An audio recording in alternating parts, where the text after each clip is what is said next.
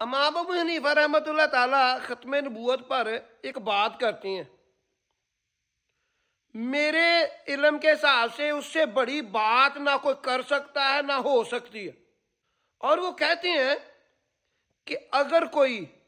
نبی صلی اللہ علیہ وآلہ وسلم کے بعد کسی سے نبی ہونے کی دلیل بھی پوچھے گا وہ کافر ہو جائے گا، اس لیے کہ نبی صلی اللہ علیہ وآلہ وسلم نے فرما دیا لا نبی آبادی، میرے بعد کوئی نبی نہیں آئے گا۔ اگر میرے بعد کوئی نبی ہوتا تو خطاب کا بیٹا عمر ہوتا۔